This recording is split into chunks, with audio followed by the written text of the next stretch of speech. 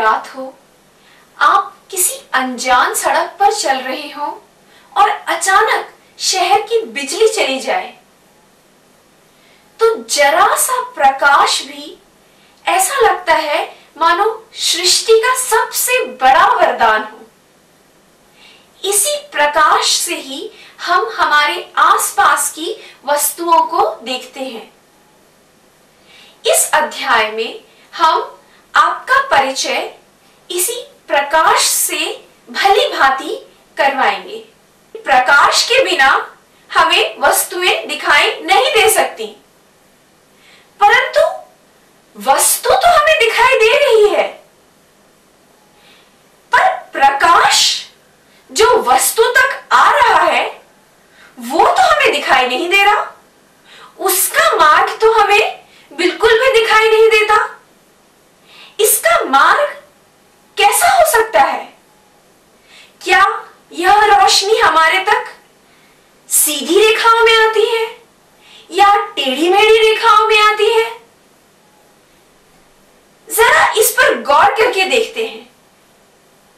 अगर हमने किसी बल्ब के आगे अपना हाथ रखा तो हमें वो बल्ब दिखाई नहीं देता। इसका क्या मतलब है? अगर वो बल्ब हमें दिखाई नहीं दे रहा है, इसका मतलब तो यही हुआ कि प्रकाश सीधी रेखाओं में चल रहा है, वो घूमकर हमारी आंखों तक नहीं पहुंच पा रहा, इसीलिए हमें वो बल्ब दिखाई नहीं दे रहा। मेरे हाथ में यहाँ एक लेजर टॉर्च है। जब आप इस लेजर टॉर्च का उपयोग करें तो इसका ध्यान रखना पड़ता है कि यह किसी दूसरे की या आपकी आंखों पर न पड़े। तो आइए देखें हम इस लेजर बीम का मार्ग।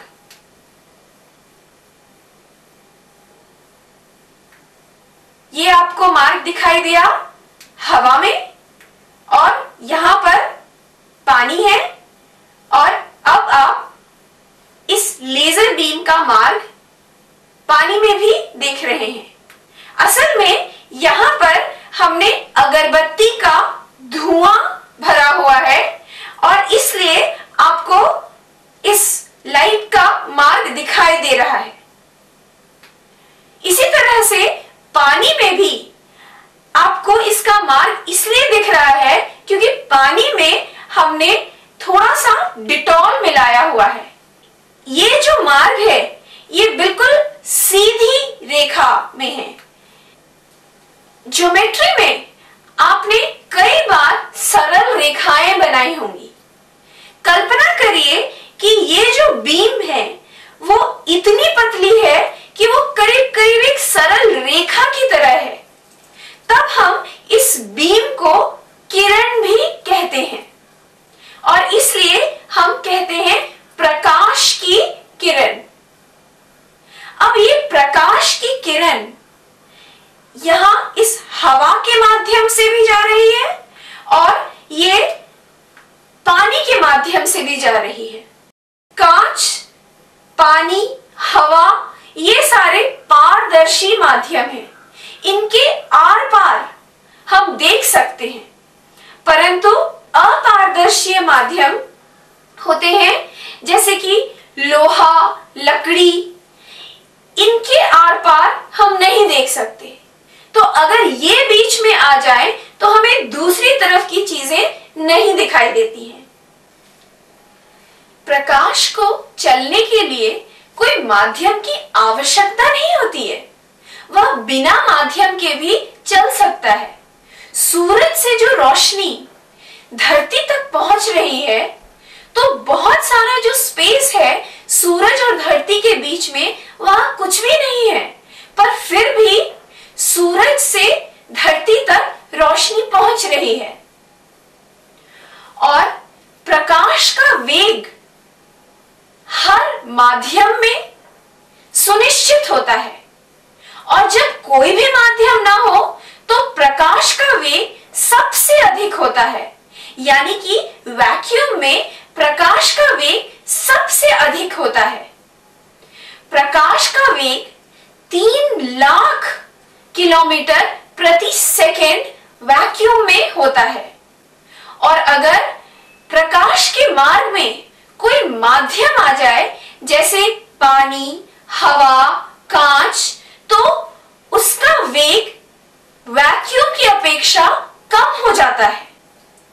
यदि 2 माध्यम हो तो जिसमें प्रकाश की गति कम होती है उसे तो हम सघन माध्यम कहते हैं, पर जिसमें गति ज्यादा होती है उसे हम विरल माध्यम कहते हैं।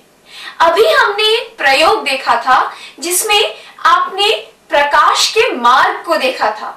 यहाँ पर आपने देखा था कि प्रकाश हवा में चल रहा है और यहाँ आपने देखा कि प्रकाश पानी में चल रहा है। ये हवा का माध्यम यहाँ विरल माध्यम कहलाता है और पानी का माध्यम सघन माध्यम कहलाता है। विरल माध्यम में यहाँ प्रकाश की गति ज्यादा है और यही सघन माध्यम जो कि पानी है, इसमें प्रकाश की गति या वेग कम है। हमने अभी देखा है कि प्रकाश किसी भी माध्यम में एक सीधी रेखा में ही चलता है, पर ऐसा क्यों है कि प्रकाश एक सीधी रेखा में ही चलता है? असल में 2 बिंदु के बीच की सबसे कम दूरी एक सीधी रेखा ही होती है और प्रकाश जब ये सीधी रेखा का मार्ग लेता है तो उसे सबसे कम समय लगता है एक बिंदु से दूसरे बिंदु तक पहुंचने में।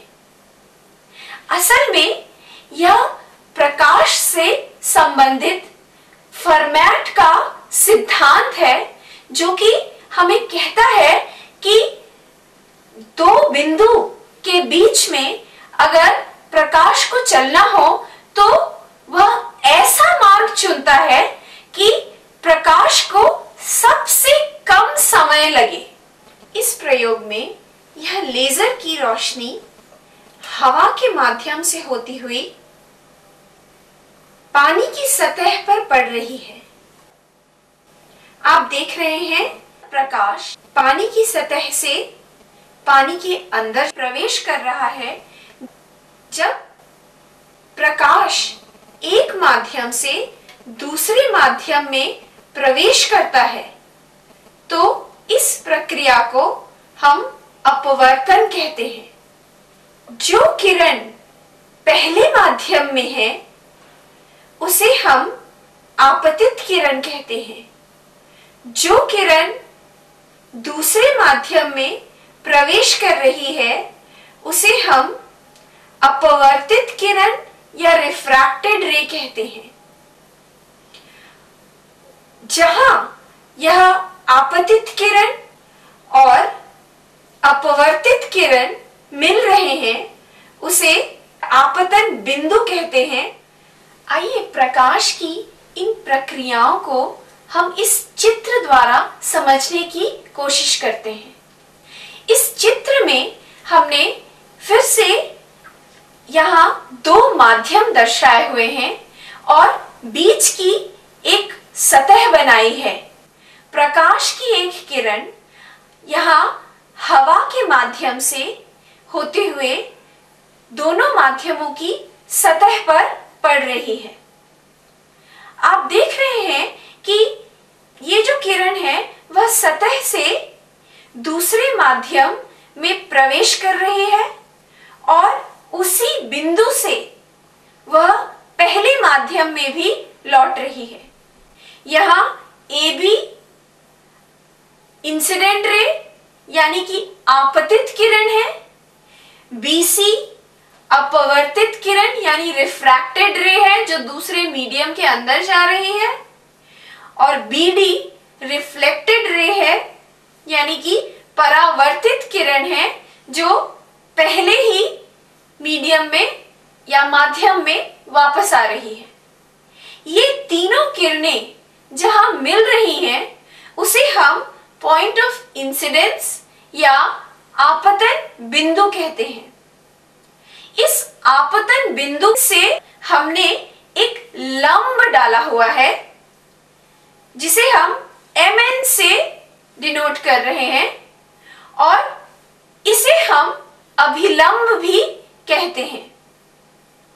अब आप देख रहे हैं कि आपतित किरण जब हवा से पानी में जा रही है तो वह अभिलंब की ओर मुड़ रही है। पानी का माध्यम हवा के माध्यम की अपेक्षा एक सघन माध्यम है, अर्थात हम कह सकते हैं कि जब प्रकाश की किरण किसी विरल माध्यम से सघन माध्यम में प्रवेश करती है तो वह अभिलंब की ओर मुड़ जाती है।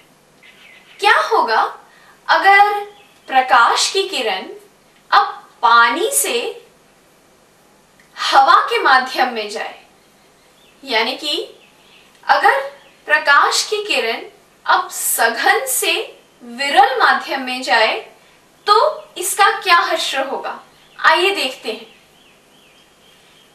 ए भी यहां पर आपतित किरण है और अब यह पानी के माध्यम में है जो कि एक सघन माध्यम है, और BC अपवर्तित किरण है। आप देख रहे हैं कि अब प्रकाश की किरण सतह से अभिलंब से दूर जा रही है जब वह पानी के माध्यम से हवा के माध्यम में जाती है। अर्थात जब कोई प्रकाश की किरण सघन माध्यम से विरल माध्यम में जाती है तो वह अभिलंब जो कि यहाँ Mn से रिप्रेजेंट किया हुआ है उससे दूर चली जाती है। इस प्रक्रिया को इस प्रयोग से समझने का प्रयास करते हैं। देखिए, फिर से यहाँ पर हमने पानी का माध्यम लिया हुआ है और उसके ऊपर हवा है। अब हम लेजर की इस रोशनी को हवा की तरफ से न डालकर पानी की तरफ से डालेंगे ताकि अब पहला माध्यम पानी होगा और रोशनी पानी से हवा की तरफ जाएगी। आप देख रहे हैं कि अब ये रोशनी अभिलंब से दूर जा रही है और यही चीज हमने चित्र में अभी देखी थी।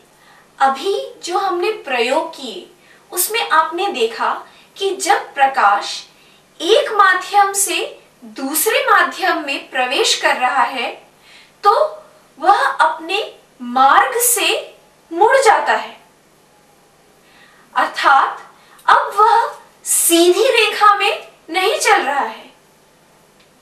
पहले जब वह सीधी रेखा में चल रहा था एक ही माध्यम में, तब हमने कहा था कि वह एक फरमैट के सिद्धांत का पालन कर रहा है जिसमें कि वह दो बिंदुओं की बीच की दूरी को सबसे कम समय में तय करने की कोशिश कर रहा है।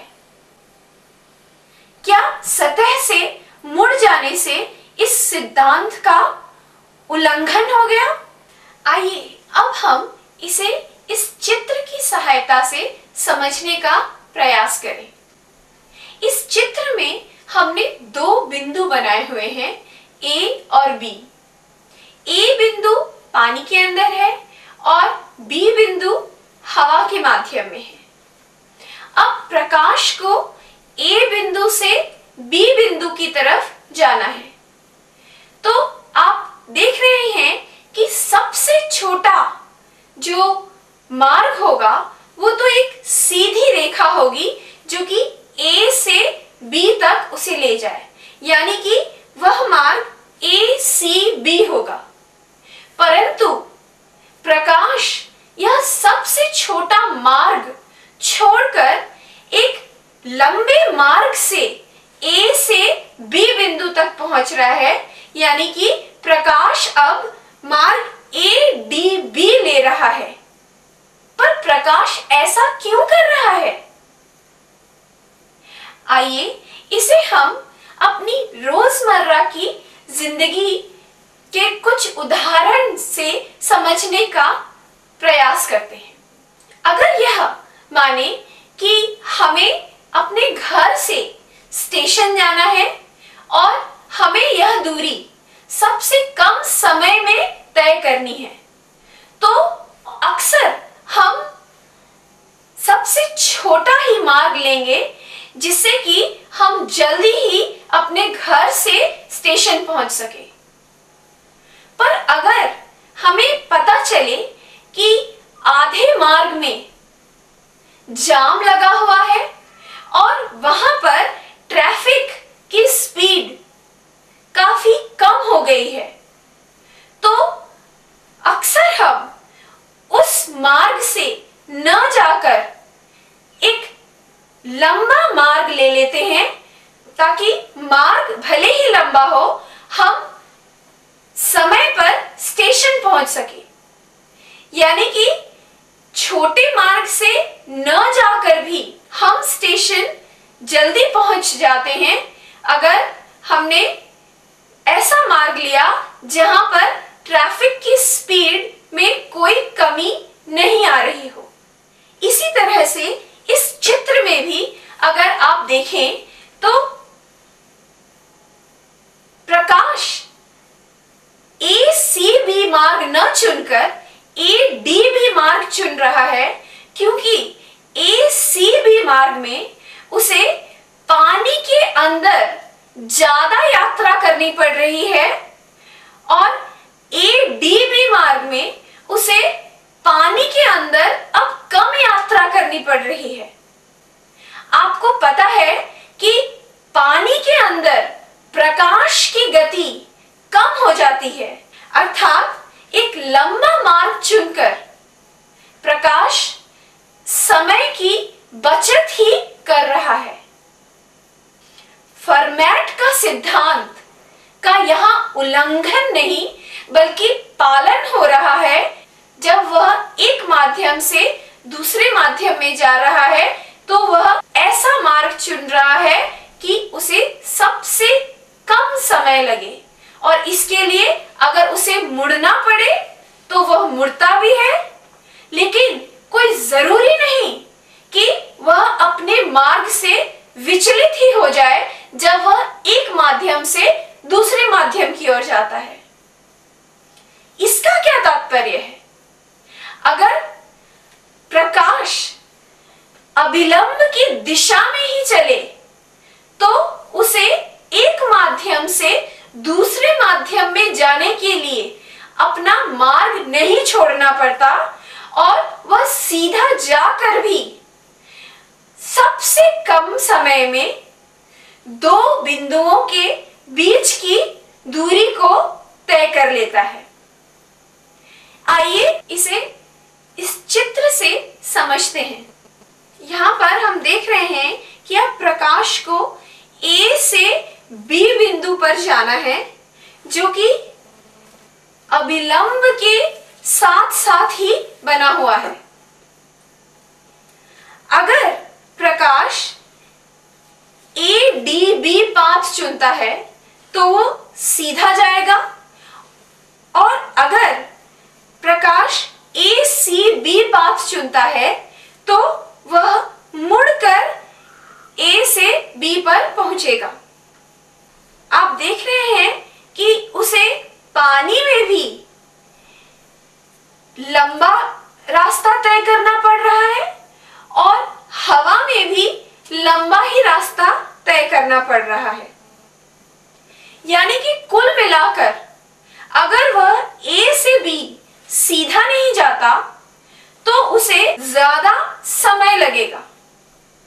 तो उसके पास अब बस एक ही ऑप्शन है कि वह सीधा A से B बिना अपने मार्ग से विचलित हुए चला जाए। आप देख रहे हैं कि लेजर की यह रोशनी सीधी हवा से होते हुए पानी में जा रही है और सतह पर मुड़ नहीं रही है, परंतु फिर भी यह एक माध्यम से दूसरे माध्यम में जा रही है। इसलिए अभी भी इस प्रक्रिया को हम अपवर्तन कहते हैं। प्रकाश का वेग किसी भी माध्यम में वैक्यूम की अपेक्षा जितने गुना कम होता है उसे उस माध्यम का अपवर्तनांक कहते हैं। उदाहरण स्वरूप हमें पता है कि प्रकाश का वेग वैक्यूम में 3 लाख किलोमीटर प्रति सेकंड होता है। इसी तरह प्रकाश का वेग कांच में लगभग 2 लाख किलोमीटर प्रति सेकंड होता है।